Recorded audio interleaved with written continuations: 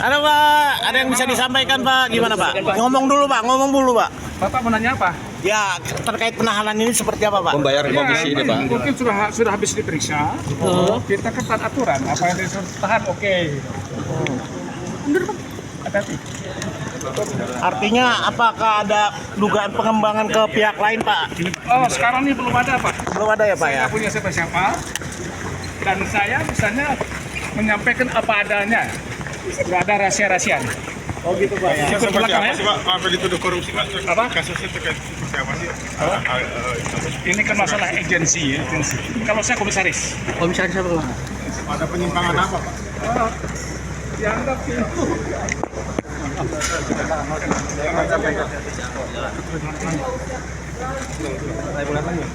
Pak, yang belakang mau ngomong apa? Pak, ada pesan buat keluarga Pak. Bapak isian masih baru.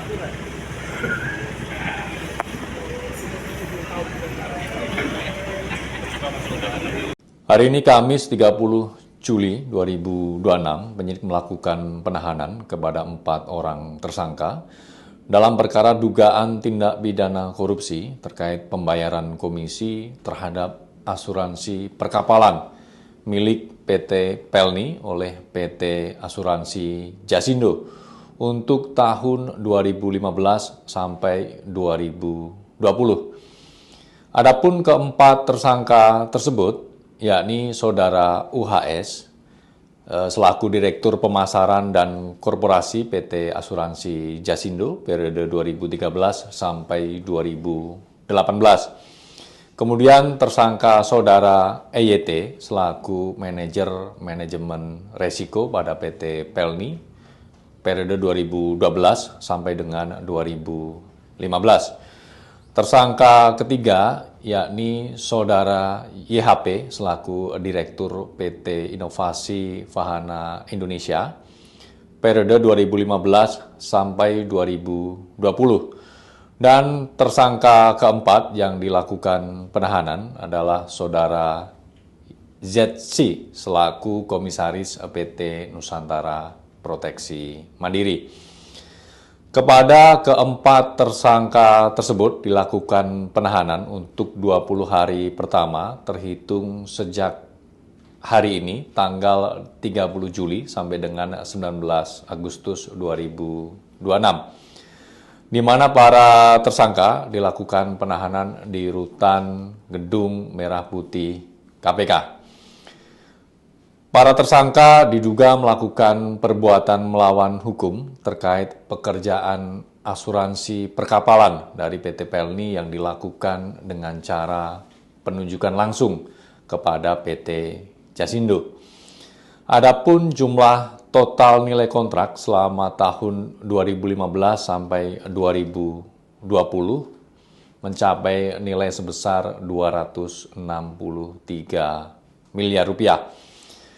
Di mana berdasarkan penghitungan oleh auditor BPKP atas perbuatan melawan hukum para pihak menimbulkan kerugian keuangan negara sebesar 15,6 miliar.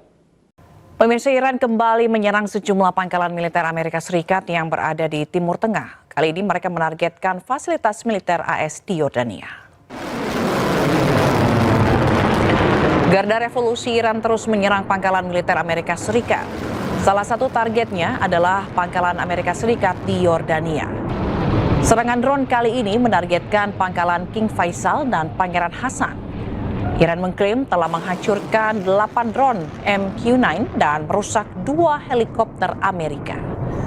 Tak hanya itu, Iran juga mengklaim ada korban jiwa dan luka-luka akibat serangan ini. Sementara Angkatan Bersenjata Yordania mengumumkan telah mencegat dan menembak jatuh 4 drone Iran.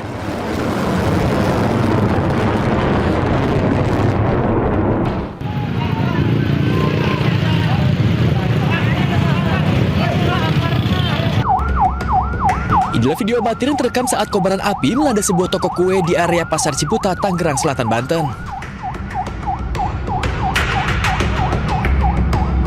Banyaknya material yang mudah terbakar membuat api dengan cepat merambat ke seluruh bagian toko kue. Diduga kebakaran terjadi akibat korsleting listrik. Meski api sempat membesar, namun petugas berhasil memadamkan api kurang dari 1 jam dengan menurunkan 8 mobil pemadam kebakaran ke lokasi. Meski tidak menimbulkan korban jiwa, namun kerugian ditaksir mencapai puluhan juta rupiah. Dari Tangerang Selatan, Banten, Nunung Purnomo, iNews melaporkan.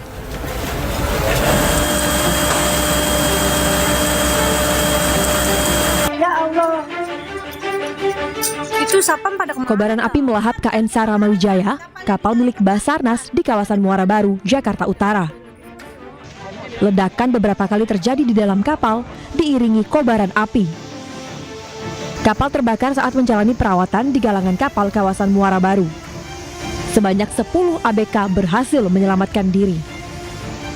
14 mobil pemadam kebakaran dikerahkan untuk memadamkan api. Penyebab kebakaran kini masih diselidiki oleh polisi. Tim Liputan iNews melaporkan.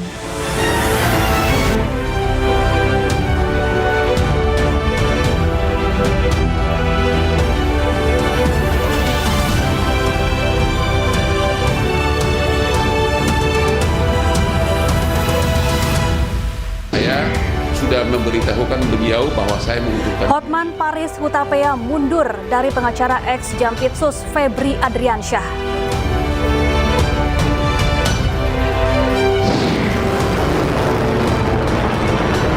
Digempur Amerika 11 hari berturut-turut, Iran balas serang pangkalan militer Amerika Serikat di Yordania.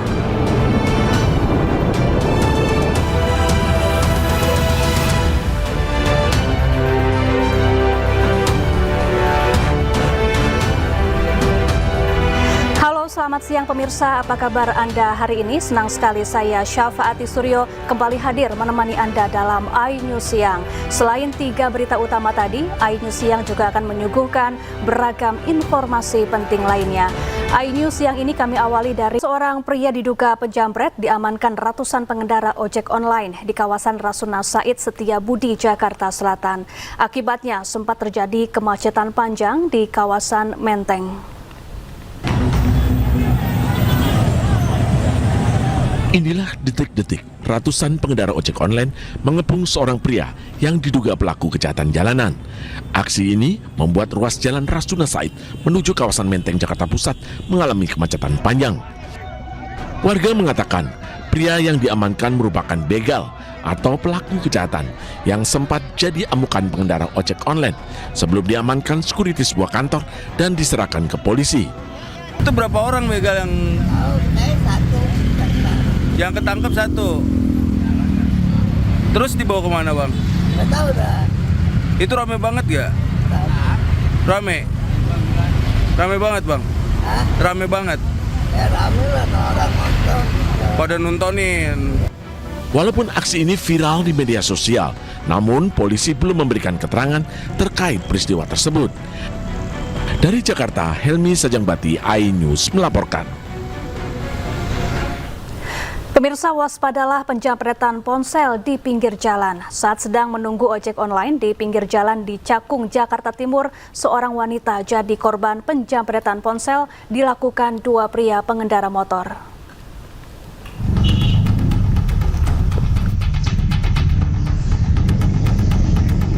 Para pelaku kejahatan jalanan ibu kota makin terang-terangan beraksi. Di Cakung, Jakarta Timur, seorang ibu-ibu yang sedang menunggu ojek online jadi korban penjamretan pria bermotor. Dalam rekaman kamera CCTV, kedua pelaku sempat melintas di depan korban yang sedang bermain ponsel. Tiba-tiba kedua pelaku berbalik dan dengan cepat langsung merampas ponsel korban. Korban yang kaget sempat mengejar pelaku namun gagal. Sebelumnya, aksi penjamretan juga terjadi di depan halte MRT Setiabudi Astra, Jalan Jenderal Sudirman, Jakarta Pusat. Seorang pria yang sedang berjalan di trotoar bersama rekannya menjadi target 2 pelaku yang berkendara motor. Saat korban lengah memainkan ponselnya, pelaku langsung mendekat dan merampas ponsel korban hingga kabur. Kami sudah melakukan penyelidikan secara menyeluruh terkait aksi penjamretan yang viral di media sosial. Yang sedari lokasi kita mendapatkan info terjadi di Wisma Astra di daerah Tanah Abang. Kami juga memohon doanya untuk rekan-rekan sekalian untuk kami bisa menyelidiki serta menangkap pelakunya sendiri. Pelaku diduga berapa orang? Pelaku diduga sekitar 2 orang yang memang banyak yang menginformasikan kepada kita kalau memang itu merupakan sudah beberapa kali melakukan penjamretan di daerah Tanah Abang dan daerah-daerah lainnya. Peristiwa ini menjadi peringatan bagi kita semua agar selalu waspada di jalanan karena aksi kejahatan bisa terjadi kapan saja dan di mana saja. Dari Jakarta, Rio Manik dan Rani Sanjaya, iNews melaporkan. Pemirsa, seorang wanita terciduk menyembunyikan sabu di pakaian dalam saat menjenguk suaminya di rutan kelas 1 Salemba, Jakarta Pusat. Agar aksinya tidak dicurigai, pelaku membawa serta anak balitanya.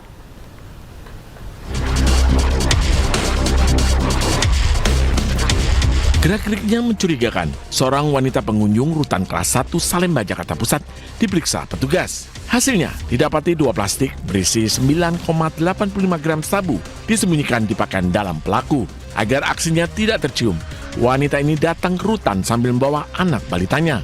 Pelaku nekat menyelundupkan narkoba untuk sang suami yang ditahan akibat kasus narkoba. Tidak ada informasi dari luar, cuman memang gelagat si pengunjung ini seperti mencurigakan petugas kami, sehingga petugas kami lebih intens dalam melakukan. Akibat perbuatannya, pelaku dan suaminya diserahkan ke Polsek Cempaka Putih, Jakarta Pusat untuk diperiksa lebih lanjut. Dari Jakarta, Rani Sanjaya, iNews melaporkan. Tertipu arisan dan investasi bodong, puluhan emak-emak melaporkan pengelola arisan ke Mapolda Lampung. Total kerugian korban mencapai 5 miliar rupiah.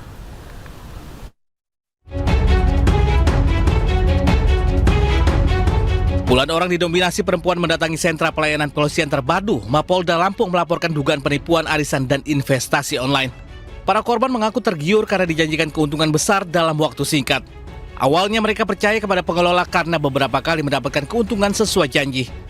Namun belakangan pelaku tidak lagi dapat dihubungi dan dana yang diinvestasikan tidak dapat dicairkan. Nilai kerugian korban bervariasi mulai dari puluhan juta hingga ratusan juta rupiah. Sementara totalnya mencapai 5 miliar rupiah. Untuk melengkapi bukti, pelapor menyerahkan bukti transfer, tangkapan layar percakapan melalui aplikasi pesan singkat, hingga foto dan identitas pelaku. Gitu. Tapi dari bulan Mei sampai bulan Juli ini baru nih gitu. Jadi, di bulan Juli ini ya dia kabur, nggak ketahuan di mana. Tanggal berapa? 17? Tanggal 17 nggak adanya dia perginya itu. Jadi selain arisan ada investasi juga di situ. Ada investasi itu ya ini kayak opitan ini yang disebut investasi kan. Saat ini penyidik masih melakukan pendalaman dan penyelidikan untuk mengungkap dugaan tindak pidana tersebut. Dari Bandar Lampung, Andres Avandia, iNews melaporkan.